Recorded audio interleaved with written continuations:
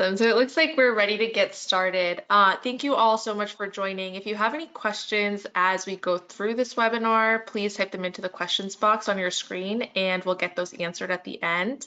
I will now turn it over to you, Paul. All right, thank you.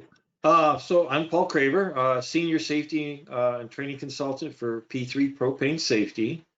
We're here to talk about DOT compliance assessments. It's actually a little more than that. And I'm joined today by a good friend, Jeffrey Spiegel. He's the CEO of SOS Xtreme Comfort. It's an amazing company, fourth generation, been in business for over 90 years. And they cover New York, New Jersey, Pennsylvania. Now, Jeff started with SOS, I think, what, about 25 years ago, Jeff? That's right, Paul. Yeah, about 25 years. Yeah, and now, from what I understand, about 13 years ago, you green started the propane division from nothing, right? That's correct, which was definitely an exciting time. I did it with others. I couldn't do it myself. Took a lot of hard work just to figure out what the pricing was, what ethanol captain was, what it smelled like, getting a truck, getting training, and the whole 9 yards. And now we're, you know, decent sized propane division, and what's important about that is safety, right? And that's the most important thing to me, our industry. So P3 has been an instrumental partner when it comes to safety. Yeah, so that was a nice plug, right? That was a good plug. Yeah, that was a good plug. Yeah. So I guess about what, 6 months ago, Jeff invited me down, or actually I should say up because I'm in Delaware, to pay a visit to his location, and maybe you could tell us a little bit about what your expectations or how you even found us. Okay. Well, I've been with P3 and Michelle is our rep for a bunch of years now. You know, for the first 1 million gallons we were selling, I was running the show along with others. And then when it got too big for myself, brought in a propane manager. And about 6 months ago, driving to Buffalo to go visit my son in college, my wife actually took over the wheel, which was helpful. And I'm leafing through all the trade publications, and I see Paul Craver, I think pretty much new to P3, Boston Environmental, no? Yeah, actually, I think that was my original spotlight that they put me out on, because I'd been there starting about a year ago, actually. Advertising and marketing does work. So I reached out to Michelle and I said, hey, I got to get this guy over because I wanted to make sure our entire operations was safe and efficient as possible. You know, when you're running different things intraday and throughout the weeks, time goes by, you think you're as safe as you should be. You believe your CSRs are saying what they should be saying on the phone, even though we do have a recording system, but how often are you really listening? You believe your technicians are doing what they're supposed to be doing out in the field. You believe your trucks are getting the pre and post inspections. You believe your employee files are up to snuff. In reality, though, if you're a medium-sized or large-sized business, you better go outside of your company unless you have a full-time individual inside, which we do not. So I quickly realized when I was leafing through the magazine and I saw you staring at me that I should reach out and hire you.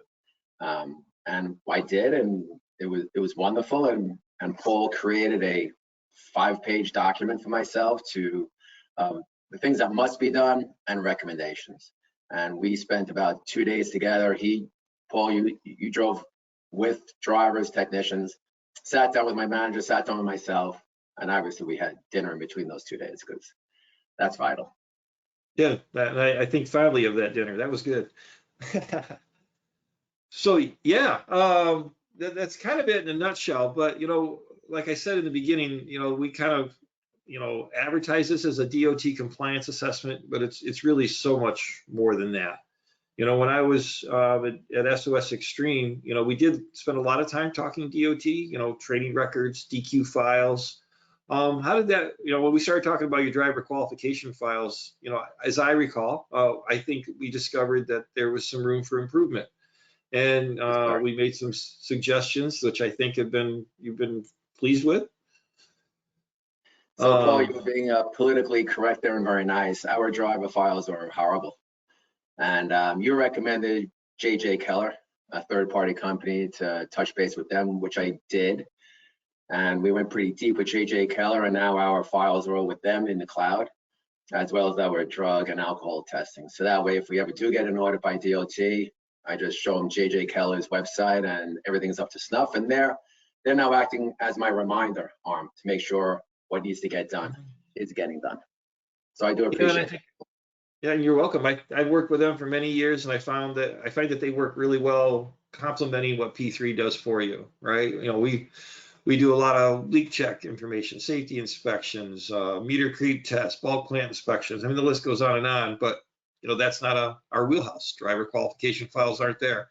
But yeah, you know, and we'll also be, you know, looking at, you know, your trucks, right? So speaking of meter creep test, you know, throughout my investigation, we realized, you know, there was room for improvement, you know, as far as meter creeps and discharge system inspections. You know, as I recall, we took your 4 or 5 drivers. We went out and we did the trucks that morning, and got you up to snuff. We got them trained. Now they should be doing them every month. They know how to do it, and you're going to be, you know, code compliant with that.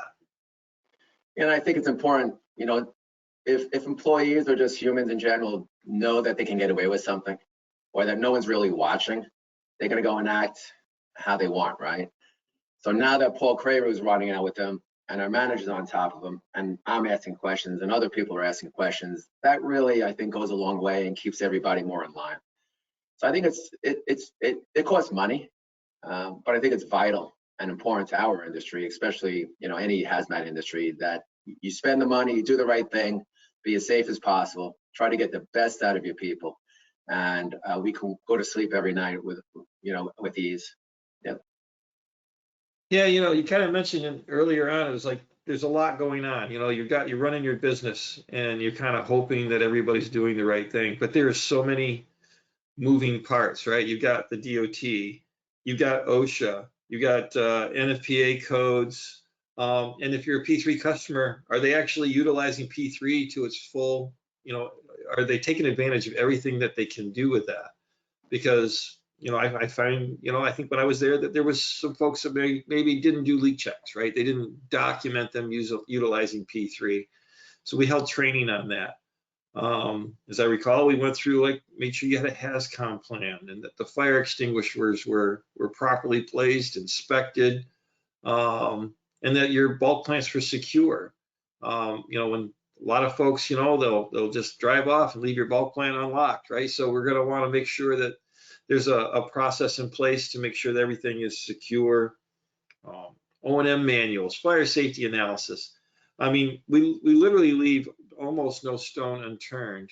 You know, and one of my favorites, though, you know, is I spent, I think, a few more days than normal. Like, I think it'll take me a day or so to go through bulk plants and documentations, but I really like getting out in the field. You know, I know we did an installation, a big, beautiful house in New York. I can't remember the name of the community, but Not sure. it's just an amazing place. We installed, I think, 1,000-gallon tank. You know, I got right in there and helped, but we were making sure that everything was being installed up to code, that was being documented in P3, that the pictures were being taken of the fantastic work that your technicians were doing. And those ride-alongs are vital, if you ask me, to kind of really see what's going on out in the field. Typically, and I'll be honest with you, Jeff, when I came back, I didn't find a lot of code violations, or if any, at your customers. But typically, you know, I can go out and do these ride-alongs, and 30–40% of your customers might be out of compliance, and we'll work on that. We'll work on getting a plan together to identify. Did you say 30%? 30%? Oh yeah. Wow. Oh yeah. I might be being generous. Some locations I've been to, it's been more than that. And you know, I kind of, you know, teach the drivers, teach the technicians, what should they be looking for? What's a pre-fill inspection look like? And you know, start helping them learn that identifying these installations is not the problem. It's not identifying them that is, right? You got to identify them and start putting a plan together to fix these issues. And again, I'll be honest with you, Jeff, your installations look really good. I don't remember talking a lot about them. No, Thank you. But we have, you know, every place I go, there's going to be, I guess I think you use the word recommendations, right? You know, I come from an environment where I would do audits for, you know, a large marketer. And, you know, when I would go away, I'd be like, you're going to do this and you're going to do that, right? You're going to fix it. But one thing I learned is it's more to that than just telling you what to do. I try and help you with a plan.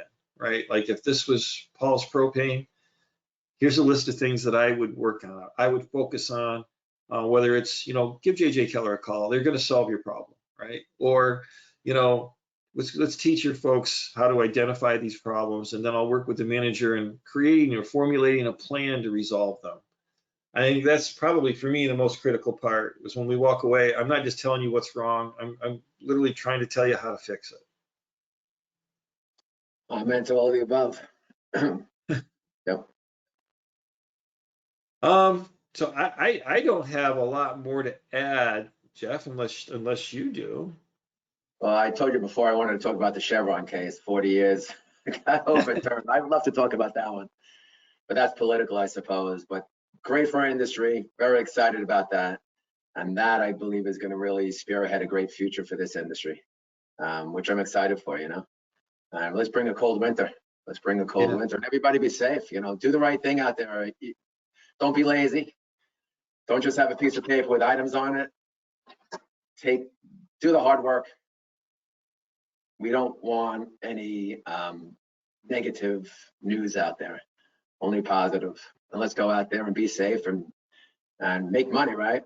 Let's have a cold winter, let's sell gallons, and let's get margin. Yeah, absolutely. It's all good for the business, right? And Paul, we will be bringing you back next year again. I think bringing you in on an annual basis is important. It's not a one and done thing, not at all. You're definitely going to be, you're important, and you're going to be coming back once a year, in addition to the other items that we do as a company. So thank you very much for your intelligence, your insight. And again, ride-alongs, since you touched on that 2 or 3 times, the other side of why ride-alongs is really important is because the people you're with are going to be able to ask questions to someone who's an expert. If you don't have an expert on staff, who is that individual going to be asking questions from? Yeah, I actually sure that found they learned a lot, and they see the light too, because most people want to do the right thing. They just sometimes don't ask, or you hear all the time, which is if someone asks me a question, Jeff, Spiegel, what's the one thing in business that you can't stand? And it's a driver saying, I'm just a driver. That's my biggest pet peeve. And I look at them square in the eye. I said, no, you're not just a driver. You're not just a driver. I would employ people with their companies out there to start bringing them in more into the fold and teaching them, spending time with them, have lunch with them, whatever it's going to be. But they say it on a consistent basis, and having a Paul Craver, someone else riding with them for several hours, shows that they have worth and that they're more than just a driver. And I think that's also important to the business. And those are some kind words, and I definitely look forward to coming back. But you have triggered something in my brain when it comes to these ride-alongs. A lot of, you said they want to do the right thing, and some may not know what right looks like because they've been taught by someone who didn't know, who was taught by someone who didn't know. So what they think is right may not be right after all. And I'll leave you with one more little story, which was doing some training. Actually, it was right around the same time I was with you up in New Jersey, probably a week or 2 afterward.